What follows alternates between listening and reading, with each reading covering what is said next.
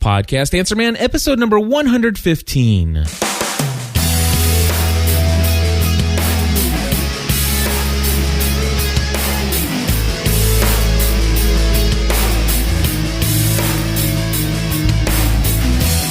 Hello, everybody, and welcome back to another episode of the Podcast Answer Man. My name is Cliff Ravenscraft, and today I have on Skype a special friend that I met a couple years ago down at PodCamp Nashville. Of course, today I'm going to be bringing on Mitch Cantor. He has a WordPress web design company called Studio Nash Vegas, and probably does quite a bit more than that, but rather than go into lots and lots of stuff, I'm just going to bring Mitch right on the line here. Mitch, how are you doing today?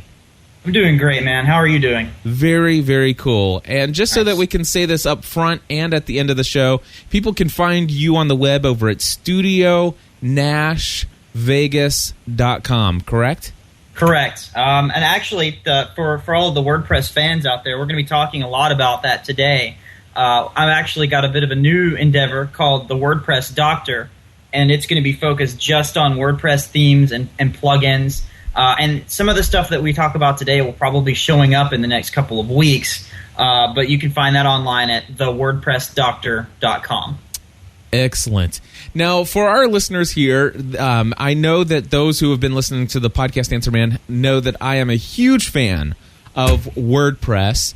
And I do quite a bit of work with consulting other people, and some people are using Blogger, some people are using TypePad, some people are using various other tools and services out there. But WordPress, far above and beyond, is what I would prefer to use as a podcaster because of all the functionality that you can do with it. It's easy enough for just about anybody to learn how to publish content and to organize it. And if you so desire, you can really get under the hood and play around with some CSS and PHP and plugins and stuff like that. So it depends on how deep you want to go into it. But you can really do anything to modify just about anything in WordPress. And So that's what I love about it. And what I love about the fact that I have you on here is you're out there and you're one of those people that knows a lot of the code to put this stuff together, whereas I'm the type of person who looks at an existing theme, I look at the code that caused what happens on the screen to happen, and I can usually modify it to a great degree. But there are times when I pick up the phone, and of course I call you and say, hey, I'm looking to do a query to make only one category show up on my homepage. How do I do that? Exactly. I mean, and there's... there's lots of people out there that do that, and there's lots of people like me that code, from scratch. But WordPress is powerful enough that anybody that has some sort of basic knowledge, really not even of the code, but just of what they want to be able to do. So it's like, okay, I want the title to show up here, and I want the date to show up underneath it. And it's really just a matter of going to the WordPress Codex, which is the huge, user-created, basically encyclopedia of WordPress functions and template tags and all this other good stuff. And you can pretty much just find what you need and copy and paste it in, and you can pretty much get it to do with whatever you want it to do. There's guys like me that eat, sleep, and breathe this stuff, and we do it probably a lot faster than a normal person might. But it's definitely easy enough for anybody to understand pretty quickly right out of the gate. Yeah, definitely. I had a client of mine who a couple months ago, he was just looking to start a podcast, and I did a consulting job with him over the phone, and he had paid me to share my screen, and basically I set him up a hosting account, and I installed WordPress, and we changed a theme and modified it for him, did it all over the phone, had his podcast submitted to iTunes, everything up and running within 3 hours, and I do that on a consistent basis. But this one particular client that I'm thinking of just recently is looking for something to do as far as launching his own kind of business to help design websites for other businesses. And so he hired me to actually train him to do what I did for him on the phone. And another 3 hours, I was able to give him the basics of training on how to do this stuff. He took some very copious notes, and I have no doubt that he's going to be able to now go out and set up hosting accounts for clients. He's going to be able to install WordPress, and he's going to also be able to modify themes and customize them for various businesses that he wants to do web design for. And that's, you're talking just a couple hours of education, and he's out there. He's going to be able to do this now. Mm-hmm. So it's awesome. You're absolutely right. For those who don't know, WordPress, is it just a blogging engine? What is WordPress, and how much does it cost? All that kind of stuff. Sure. Well, I'll give you the brief history lesson. Back in 2003, the guys at B2 Cafe Log, which is an open source program very similar to WordPress, a bunch of their programmers basically they liked the way that it was going, but they wanted something a little bit more robust. Cafe Log was a very simple solution, and they wanted something that they could build upon and grow upon. So they forked off and created WordPress. And of course, that was back in May of 2003. Here we are now in June of 2009, and they've gone through a lot of different changes. At first, it was a blogging platform, but now it's really kind of grown into so much more. When I do a site for a client, for example, whether they really need a blog or not, I'm going to put them on WordPress because of the content management ability. And that's the ability to go in and be able to edit your own content without having to call me every 2 or 3 days and say, hey, I want to make a change a paragraph here, or I want to change a few letters here. It's really all about flexibility and being able to not only control your own content, but have the ability to control it at a moment's notice. Now, the blog part of WordPress is its bread and butter. It does blogging very, very well, but you can create sites that are simple blogs, or you can create a site that's a much more of a robust corporate site and have the blog as sort of just one piece or one part of an entirely bigger puzzle. And that goes the same with a podcast or a video blog or any number of different things that you want to put online. You have the flexibility via either the code editing or via third-party plugins, which is really what WordPress is known for, just the immense amount of third-party plugins that people have developed for use in a WordPress site. As far as what you were saying about cost, the only real cost that you have is hosting it yourself. There are two different options for WordPress. I will go into it kind of briefly. You either have one hosted on WordPress.com, which is great for somebody who's just starting out and starting to learn the software and try to be able to use it. But if you really want to get into the meat and bones of it and customize it, hosting it on your own web server is definitely the way to go. You can download WordPress for free off of their site, which is wordpress.org, but you don't have to pay anything to actually use the software. The only payment you have to make is to your web host and to buy the domain name that you want. Exactly. And of course, those are very inexpensive these days. I know on the upper end of the scale, you can get something for as little as $8 a month, and that's on the upper end. You can find cheaper, but about $8 a month, and then you're looking at about maybe $9 a year for your domain. So very, very little initial investment, and the WordPress software, as Mitch has said, is open source. It is free to the public, and it really is amazing. Now, let's go into talking about podcasting. We all know that we can do podcasting. I'm not sure if you're familiar with how I feel about plugins, and specifically the ones related to podcasting, but I am not a fan of PowerPress or PodPress, these two plugins that seem to basically do a whole lot of things that separate plugins can do. In fact, I know at least one of them incorporates the audio player plugin, which is from 1Pixel Out, which I use every single installation. There's no question I install that. But I'm a purist when it comes to using only the plugins you need and tossing the ones you don't. With that being said, what do you suggest for podcasters when they install their WordPress installation? What are a couple things that you would suggest for a podcaster? Well, you put me on the spot a little bit because typically I recommend PowerPress. But the reason that I do is because the developer, Angelo Mondato, we met at PodCamp, Ohio. Yep. Got to really connect there. I actually got to beta test the plugin. So, of course, I'm a little bit partial to it. But for somebody who's just starting out, I would definitely still recommend PowerPress. Not to go against you or anything, because Sure. we both have our own methods. Yep. But for setting up something quick and easy, PowerPress is definitely the way to go. And if I'm sure you shared your methods for the podcast setup with your listeners before, so I'm not gonna to hash it out and as far as that goes. But the reason that I do recommend it is because it pretty much sets everything up for you, from the get-go. A lot of people still use PodPress, and PodPress is great and all, but I've had clients that use Internet Explorer to update their WordPress installations instead of Firefox. And for some reason, PodPress actually breaks Internet Explorer 2.7. I'm not sure about 2.8, but I know 2.7. Error messages start popping up inside of the blog when they try to update posts or pages or whatever. So I typically steer people away from PodPress for sure. But PowerPress, like I said, I've had a lot of success with it.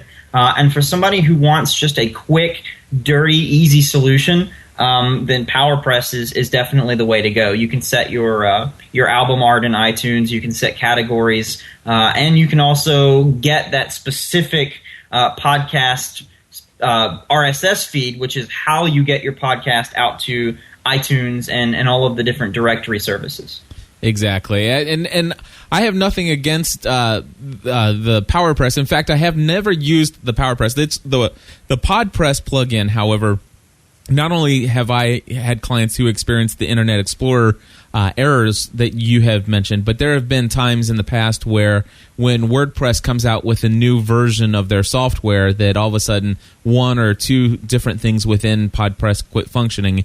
And for a podcaster to be without their podcast feed working correctly for any more than 2 or 3 days, that's just unimaginable. And so those people call me quite often whenever something goes wrong and tend to uninstall uninstall PodPress. We go through and install the audio player plugin. We install a couple other things. We get their FeedBurner account set up, and we're off and running, and stuff like that. So the big thing for me is that why use a plugin? And you gave a good argument for it. You do have the ability with the PowerPress and even with the PodPress. I mean, it's one plugin. You get in there, you activate it, you go to the settings screen, you update all the information, you fill out all the blanks, and sure, you're going to have an iTunes compatible feed. But with two other steps, FeedBurner, setting up FeedBurner and installing two different feeds. Two different plugins, you get pretty much the same response. The only thing that you don't get there are stats. And, of course, there are other options and stuff that do with stats. But as far as let's talk a little bit more about design. What for podcasters and for anybody using WordPress, let's talk a little bit more about design, because you can get a lot of free themes out there. And I want to get your feeling on what people should be looking at when it comes to the design of their site. Sure. There's typically, when a client approaches me for a design, we'll take it from this approach, because there's a couple different options that you really have. You do have the ability to look on to the themes database, which is sort of an offshoot of the main WordPress site. It's wordpress.org/extend/themes, and there are free themes that are officially recognized by WordPress.org as these are great themes. They look great. They function well.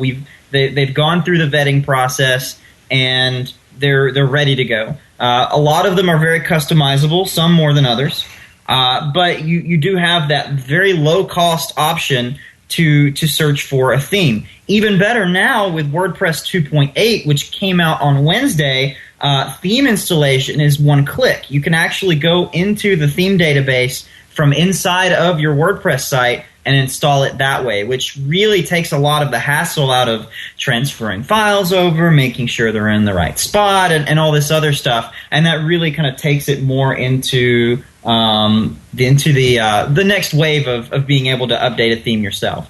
On another note, with that theme me try that again. Sorry.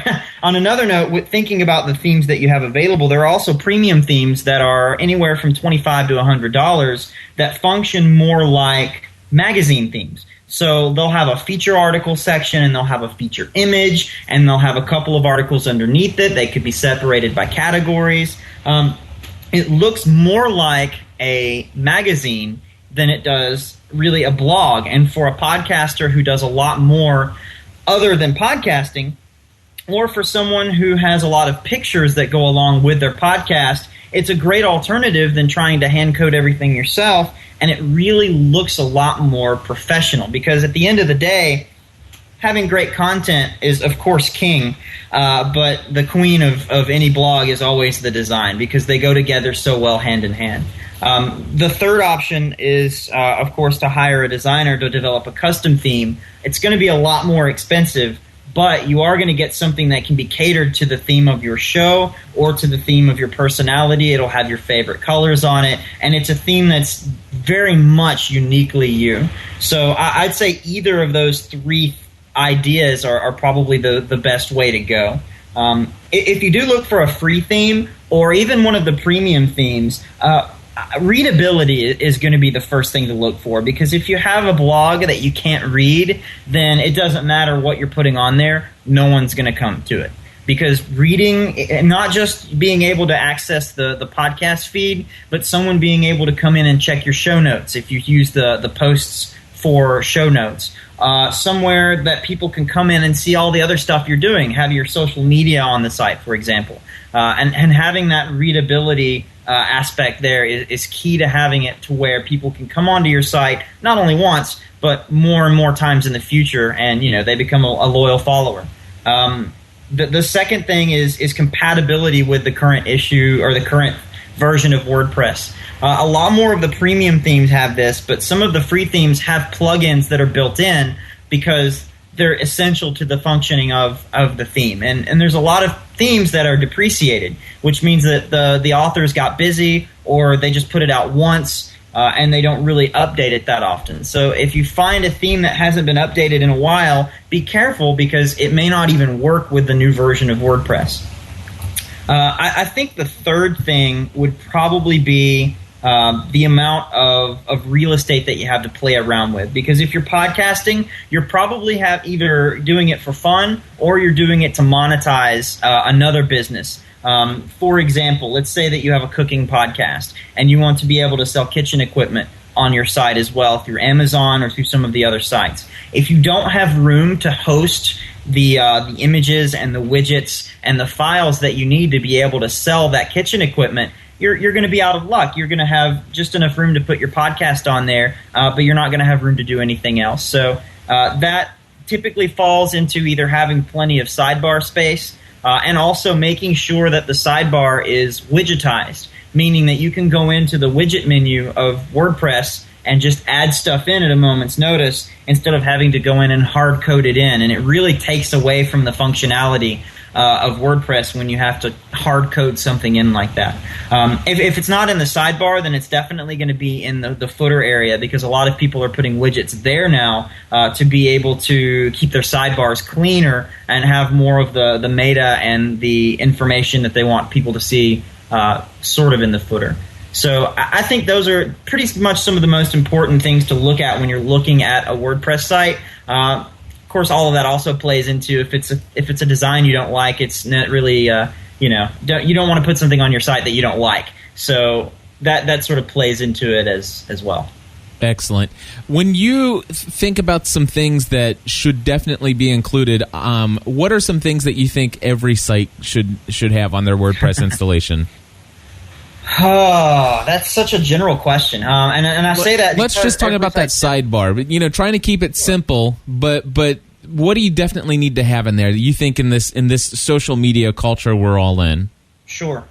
I would have definitely links to what you're doing elsewhere on the web. A lot of people like to see variety. So if they see somebody that's active on Twitter and on a blog and on a podcast, it's definitely makes you look like a more well-rounded individual, and from a person standpoint, makes it more likely that they'll hire you. I mean, that's a lot of what I do in my own business, because I try to talk about WordPress stuff, but I also talk about my family, and we just bought a house, so I'm talking about some of the stuff going there. And it's just, there's a lot of stuff going on in my life, and people see that, oh, well, he's not just some other nerd that's on the internet designing web stuff and nothing else. He's got a family, and he's a real person.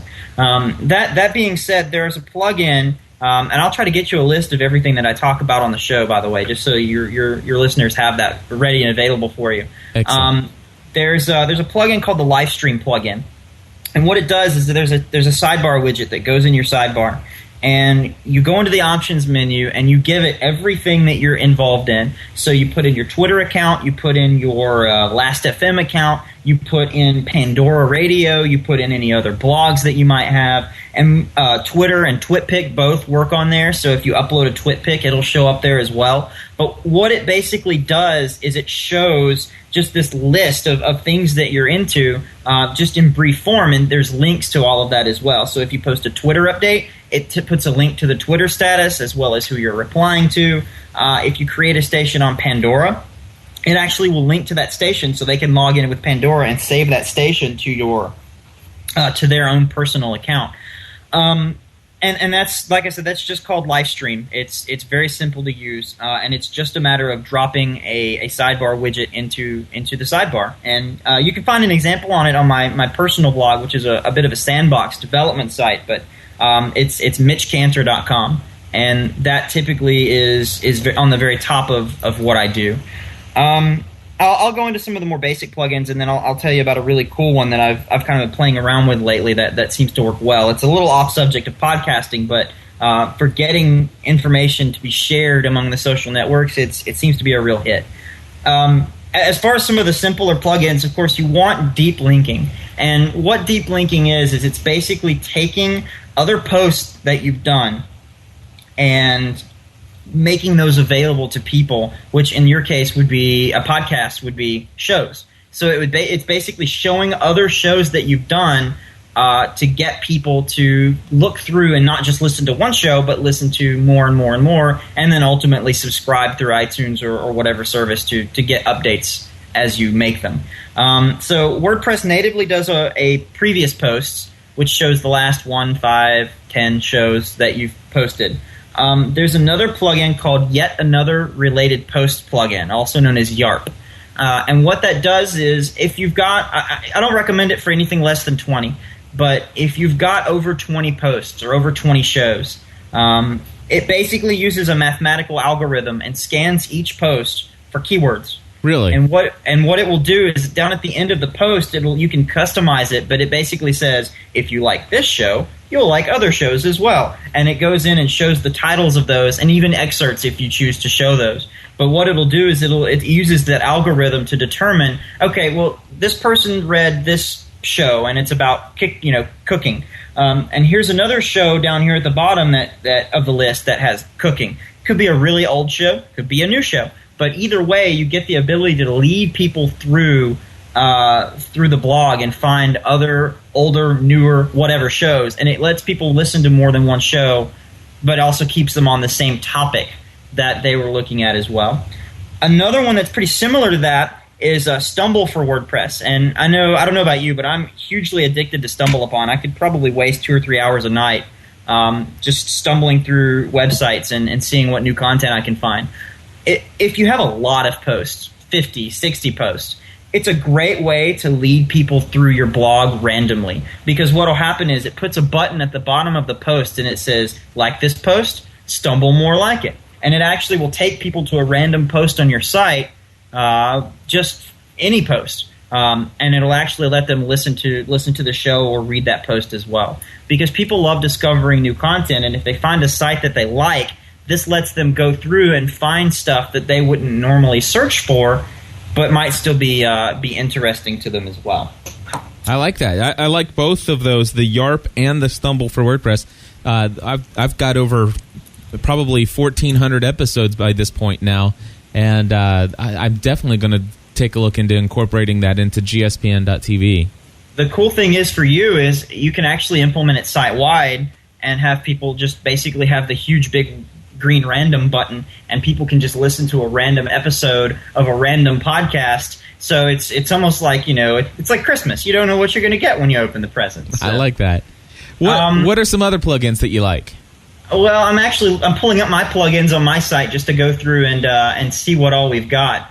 For anybody that uses a site that gets stumbled a lot, or that they like to submit stuff to Dig, or even if they have something where there's a lot of people that come to their site via other sources, Google or whatever, there's another plugin called WP Greetbox. And what that does is it basically pops up a little Ajax box over your post title that says, hey, do you like my blog? Subscribe to the RSS feed. Or if they come from Dig, hey, thanks for coming. Make sure to dig this on your way out. Or in Stumble Upon, it says, hey, thanks for stumbling this. If you like my content, hit the thumbs up button on your way out. And it's basically a call to action. Another one was very similar to that was what would Seth Godin do?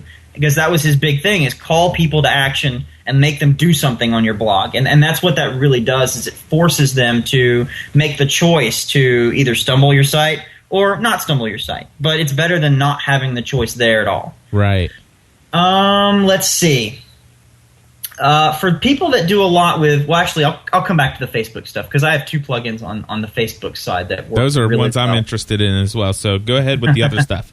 Sure. Let's see. There's the live stream plugin. I'm in my own blog looking at the plugins I use.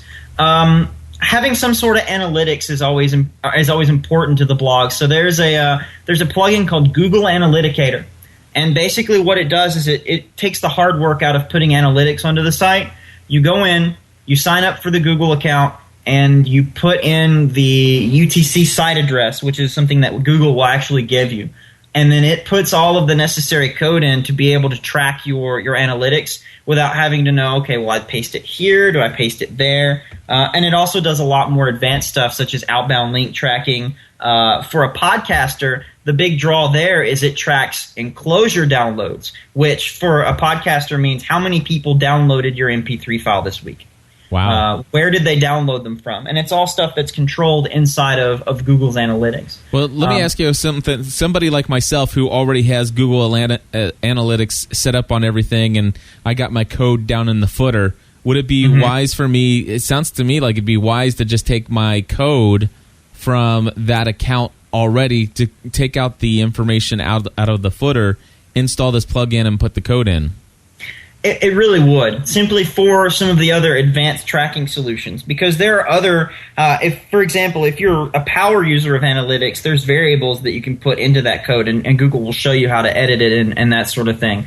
But for the the non-advanced users, it's still easier than just copying and pasting code in, because you do get some of the more power features without really having to know what you're doing. If you do need advanced features, there's boxes that you can add those features in. But once again, the enclosure downloading for podcasters is worth it in and of itself. Also, with going back to Google, there's another plugin called XML Sitemaps, which a lot of people may not realize, but every site that has a sitemap submitted to Google actually gets that site indexed faster and more frequently, because Google doesn't have to send its spiders out on a random mission. It just goes in and indexes your sitemap, follows all of those files to where it needs to. Your sitemap will actually weight those files based on a specific importance, and then you can go in and be able to get Google to walk through your site faster.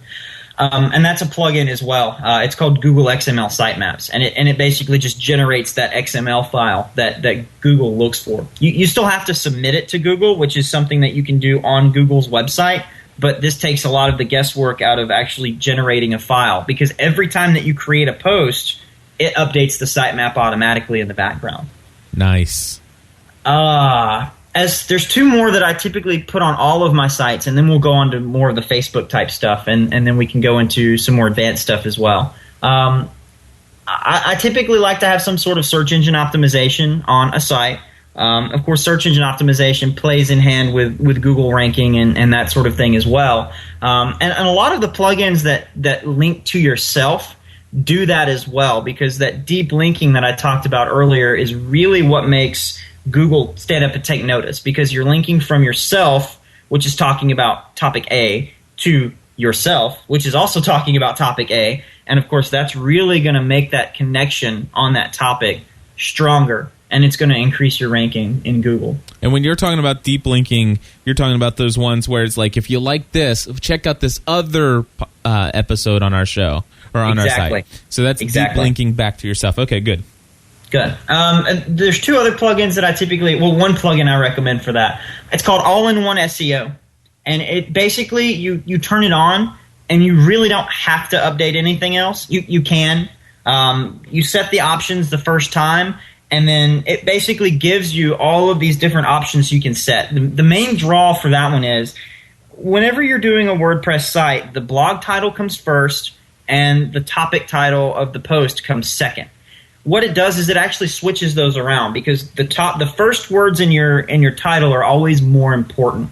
So if somebody is looking for a particular topic, then they're going to look at, or if Google is looking at your post for a particular topic, then the topic name is going to be first. So, going back to our cooking blog, instead of saying, Mary's cooking blog post title here, today we talk about crock pots or whatever, then the first part of the post is crockpot discussions, then Mary's cooking blog, because that's what people are there to see. They don't necessarily care who they get the information from. They just want the information. And the earlier in the title that is, the more likely that Google will pick it up first.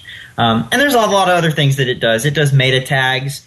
It does descriptions. It'll actually turn your post categories into meta tags for each post. So if you have 7 categories on one post and 7 different categories on another post, those will both have different keywords, which really lets you dive down into your search engine optimization and pinpoint target every post to the exact people that it needs to go to. Excellent. I've heard a lot about that all-in-one SEO, and a lot of people recommend that one. It works really well out of the box. If you don't want to set the options, you just want to turn it on, it'll still give you a substantial increase just from activating it. And a lot of that's because of the way that it switches your titles and stuff around. The last plugin that I recommend before we get into the Facebook stuff, I think everybody should have some sort of a contact form on their website. Number one, putting an email address on your website, not necessarily dangerous, but it really subjects you to a lot more spam. Because harvesters will go out there and they'll pull that address off of anywhere they can find.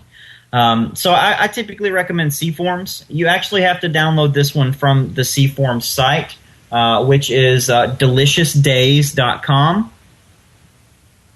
And basically, and like I said, I'll have links for everybody if I can remember to get them to you later. But you just go in and you install it the same way you would install a normal plugin in WordPress, but you just upload it from your computer instead of uploading it through the plugin installer. And basically, it's a really robust contact form, that lets you control. Number one, you can add fields to it pretty much on the fly. So if you want a radio button menu, so choose this one or choose this one, great. If you want checkboxes, check all that apply. You can do that. If you want a drop-down menu, so have a lot of different options. So, what state are you located in? All your states are located right there. But the main draw is that it does a lot of it behind the scenes using Ajax, which means you don't actually leave the page when you send in a submission form. Everything's just kind of done there, and it pops up a nice little message that says, hey, thanks for your feedback. Once they've submitted feedback, you get a really nice formatted email that says, hey, somebody has submitted a comment on your website. And it also is stored in the database. So if for some reason your email goes down, you can set it to store it in your WordPress database, actually go in, and then you can also export that database as well into Excel or some other database program. So if you're finding an easy way to get email addresses, it's a really good way to get people to give you their email addresses and get those for your own personal use. Excellent. So that's CForms, you said? Correct. Okay. All right, now the Facebook stuff. Especially with the land grab that happened a couple of nights ago, Facebook has really stepped up its game and being the all-inclusive profile page, which is really where the web is going. It's like, okay, we've got all this information. What one website is going to be able to access all of it? And Facebook is really getting very close. Number one, with the Facebook Connect, which we'll talk about, and then number two, with the ability to be able to access Facebook data from other sites now. As far as personally what I use, there are two plugins that I really, really like. The only problem is they don't work together. So I'll tell you about both of them, and there's a way to get them to work together. It's kind of a hassle, but I managed to get them to play nice on MitchCantor.com a little bit. The first one's called PhotoBook. And what it does is, if you're somebody that uses a lot of different photo galleries on your Facebook page. So let's say that your podcast has its own Facebook account, and you like to go out and take pictures of live events that you do, or you take pictures of some of the stuff that you talk about. What it does is it actually allows you to pull your Facebook photo albums into your blog. And if you go to MitchCantor.com and look at the photos section, you see a great example of how it works, is it actually pulls in sort of an album style for the front page of the photo gallery. But then the drop-down menu also lets you choose individual galleries specifically for viewing. And it actually paginates the pictures. It doesn't actually put the pictures on your blog, so it saves your bandwidth. All it does is basically calls those pictures from your blog, which are all still hosted on Facebook, and then allows you to show those pictures inside of your blog, which to a lot of people is a great draw because they don't want people going from their blog to Facebook to show pictures. They just want people to stay on their blog and look at everything. So it's a really, really easy photo solution, and I would probably go out on a limb and say that it makes using Facebook for photos easier.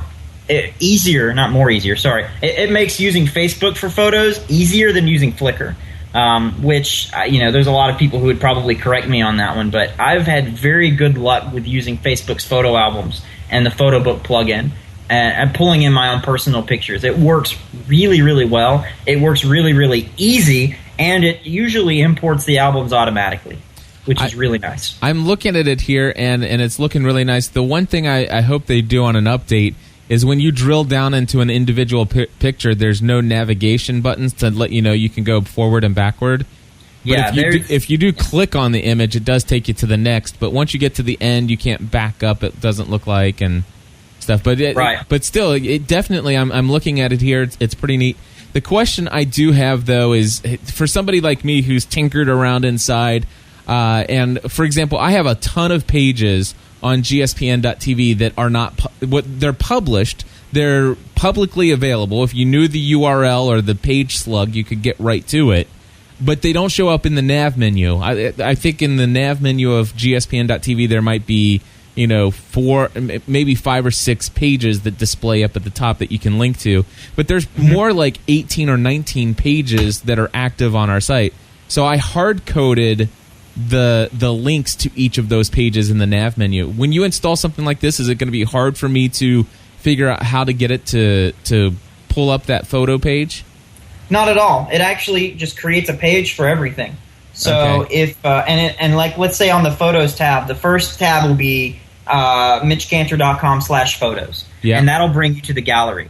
And then the next page should be I see it. It uses the page slug, so it's from -Mitch's -iPhone. Right, and that's my mobile uploads, which are pretty self-explanatory. But yeah, it's like it uses child pages to be able to separate everything out. So as long as you know what the album name is, you can go in and choose the post slug that you need. Now, is it possible for me to do something like this with a fan page? I'm not sure. Honestly, I've never played around with using it as a fan page album importer. That's not to say that it's not possible, but for all I've used it for is just for people's personal accounts. Gotcha. Well, it's still either way, it's a great plugin, and I like that. What's the other one you said it doesn't like to work with, but you got it too? It's called Facebook Connect. And for those of you who have been paying attention to Facebook in the last couple of months, Facebook Connect basically says, okay, you've got your Facebook username. Why not be able to use that to log into other sites and then share data back and forth between site A and Facebook? Great example of that is Ustream, which you can now log into Ustream using your Facebook account, and then whenever you start broadcasting, it says, hey, you want to post this to your Twitter page? And you go, yes, or your Facebook page, and it goes, yes. And so on your Facebook wall, it says, hey, I'm broadcasting at this URL. And it has a little Ustream graphic, and you can go straight to the broadcast from your Facebook wall. It's sort of the same thing with Facebook Connect. So if what it does is it creates a widget for you, and the widget has a little intro message. It has your username, an edit profile link, and then a logout button. And then underneath that, it says connect using Facebook. If you connect using Facebook, your picture shows up on the right-hand sidebar under the last visitors on the site. So number one, it's a great way to get people to put their picture on the wall and say, hey, I was at this site recently. Number two, when you log in to make a comment, your information is already stored in there, and if they have avatars applied to the design, your profile picture will actually show up as the avatar. And every time you change your profile picture, the avatar picture on that blog gets changed as well. At the bottom of the comment box, it'll also prompt you to share your comment to your Facebook wall with a comment. So let's say that you left a comment on the cooking blog that we've been talking about, and it's a recipe. So you leave a comment and it says, hey, this is a great recipe. I think it would taste better with, whatever instead of cilantro, or I don't know.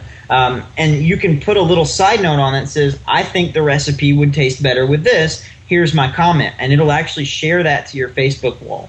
And it'll also let you share posts the same way as well, with a little thumbnail of the image and that sort of thing. But the main draw behind this is that there are so many people using Facebook, and there are so many people who are connected on Facebook. Why not leverage that community for your own gain and say, okay, sure, we've got this large number of people following us on Facebook. Now we can start sharing these links out and have other people sharing these links out to their friends and start really leveraging the power of the fan base of Facebook to get our word out. Facebook fans are really loyal. And if you send them a link, they'll probably go to it. I'm liking this, and I noticed that I just went in and I just left a sample or a test post on one of your things there, and of course it shows me now at the right-hand side of your page, and I see that it's asking me to do some stuff. Okay, so basically, it's almost as though you're logging into MitchCantor.com, but is it creating an account for me on the fly? Is that what's going on? Yes and no. It creates an account. On this particular site, though, I've disabled user accounts. Okay. So it basically just logs you in with a username that's your Facebook profile ID. Okay. And then your password for that would be set as whatever your password is. It doesn't give you an email address. It doesn't give you a couple other things. It just basically creates a fake account for you that you can use to post comments and that sort of thing.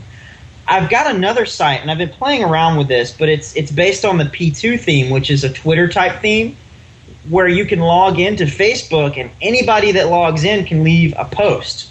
And so what we've basically decided is, okay, we've got the next version of the guest book, because people can go in, log in, leave a comment, leave a post, leave an idea. People can comment on that post, but it's sort of a way that people can have basically a wall that people can go onto and leave their thoughts. It's just something that I did just in spare time. I was kind of bored. I wanted to try something new, but it turned out really as a really cool idea, combining that with the open authentication from Twitter and maybe some of these other authentication softwares. Anybody can log in and post whatever's on their mind. So it's almost just like a community board. Very interesting. And where's that site at, if people wanted to see it? It's very rough. I think it's MitchCantor.com/random.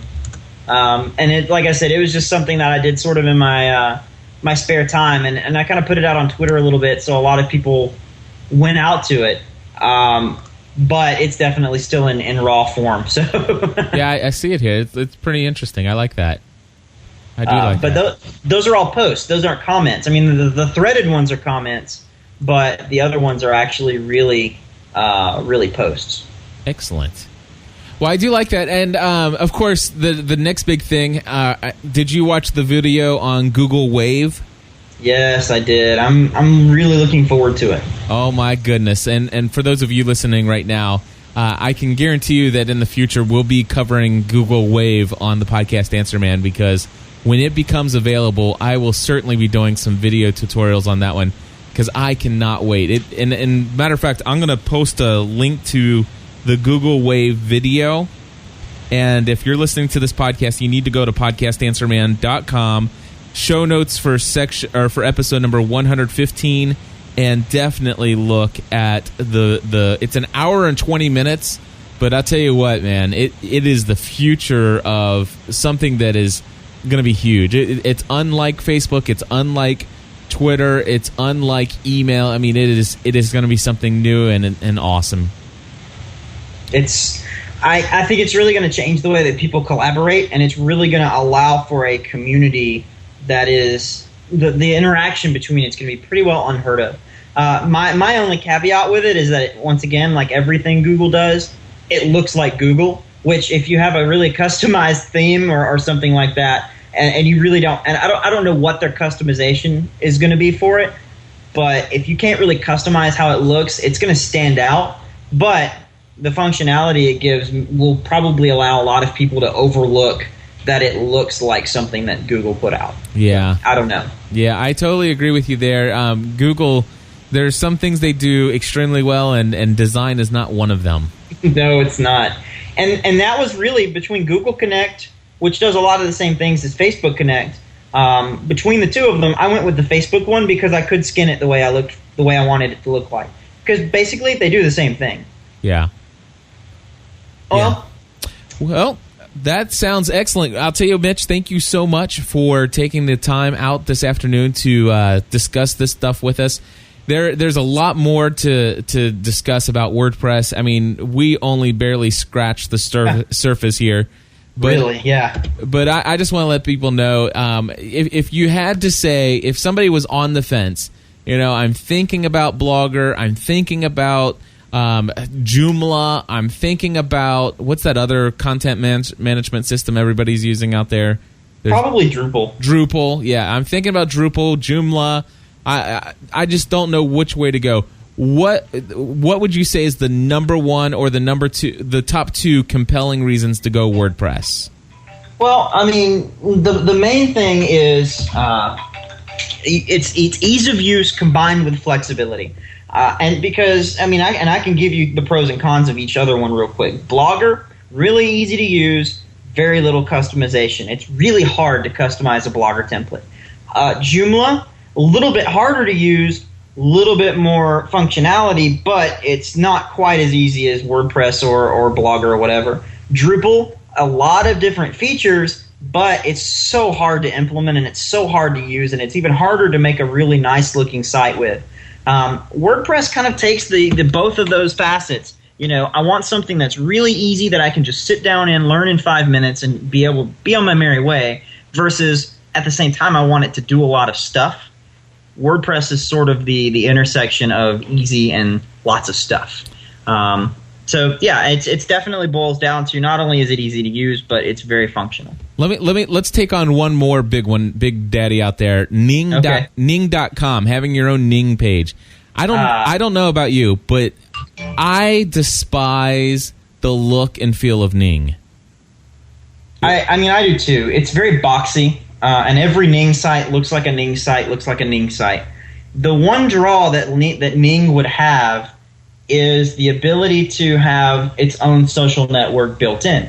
That's what it does. Yes. Now that's not to say, and this is a completely different discussion altogether, but anything that Ning can do, WordPress multi-user and BuddyPress, which is another plugin put out by the Automatic crew, which is the guys that do WordPress.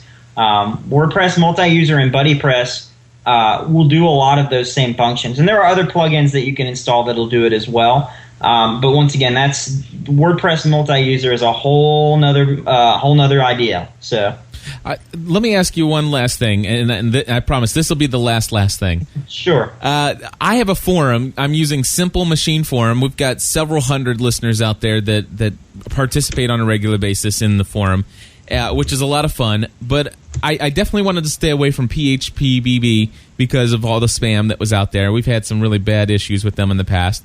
So I switched over to Simple Machine Forum, which it works and no spam, and they keep it updated pretty well. But the customization on it is a little bit of a pain in the butt. I've heard about there's a WordPress plugin for forums. Have you ever used that? I have, and it's called BBPress. Okay. If you're familiar with WordPress, BBPress uses a lot of the same code. It uses a lot of the same template tags, and it uses a lot of the same abilities to function. That being said, usually a WordPress theme can be converted over to a BBPress theme pretty easily. And a lot of plugins exist that let you take your WordPress installation and share data with your BBPress installation, so you only have one login for both, which is really, really nice. And that basically is it edits cookies, it does a couple of other things on the back end, but what it does is you log into the blog and you can show the last 5 forum posts on the blog, and it'll show those inside of BBPress as well, and then you can log in and say, okay, well, here's the last 5 posts and here's the last 5 forum entries, and which one do I want to go to? Well, they both look the same, so it's like you're basically looking at one site. Right. Very cool. Well, you've been a wealth of information, and if somebody wanted to get in touch with you about creating a custom, super, ultra preferred, great, unique WordPress theme, where would they go to get in touch with you? Sure. Well, I'd love to help you, number one. The easiest way to get a hold of me is on my website, www.studionashvegas.com. There's a comment form there. Fill it out, and I'll get back to you as soon as I can on that. If you want to see me on Twitter, you can also find me at Studio Nash Vegas.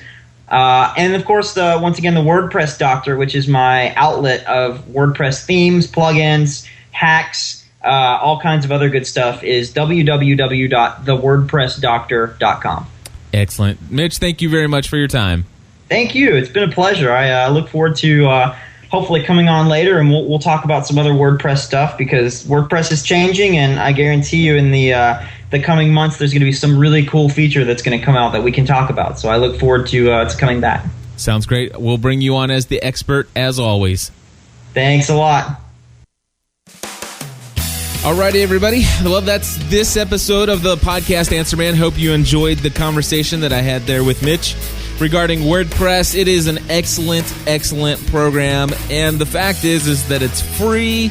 I love the fact that I can take my WordPress installation. I can be anywhere in the world. Don't even have to have my own computer, and I can update the colors. I can update pictures, photos, sidebar. Somebody tells me I've got a mistyped title on one of the pages. I can go in and fix a typo anywhere I'm at. I can add new content, new blog entries from any computer, any terminal. I love the fact that it's all server-side. It's not too hard to figure out. It's something that's, in fact, pretty easy to be trained on. If you're interested in the basics, of course, I am available for installation and just some minor stuff. But when it comes to the big stuff, I usually go to an expert, somebody like Mitch, and I will tell you, he's got some great-looking content. You can go check out StudioNashVegas.com. That's StudioNashVegas.com. Browse around, take a look at some of the stuff. And, of course, you can check out MitchCantor.com, C-A-N-T. I think it's E-R now that I'm thinking about it. Let me just check real quick. All right, let me just look. Mitch Cantor. Yeah, it's actually E-R. C-A-N-T-E-R.com. And, of course, you can see that Facebook plugin he was talking about on the photos. Anyway, folks, thanks for tuning in. If you guys want to have me answer some of your questions, any of your things that are on your mind related to podcasting, you can always call in at area code 859-795-4067. If you want to call in toll-free, if you don't have unlimited long distance, you can dial us toll-free at 800-757-1158. And, of course, you can always email us, feedback@gspn.tv. And if you need to buy some audio equipment for your podcast or audio equipment for any other audio needs, feel free to get in touch with me. If you want to set up a time to consult with me one-on-one, I'm available for that as well. And I'm going to give you my cell phone number. This is the number you can contact me at, and we can talk directly for business-related items. And that phone number is area code 859-757-1399. Again, that's area code 859-757-1399. That's all I got for today. Thank you for subscribing to the Podcast Answer Man. Be sure to tell other people about the podcast, about podcasting, podcastanswerman.com. Talk to you later.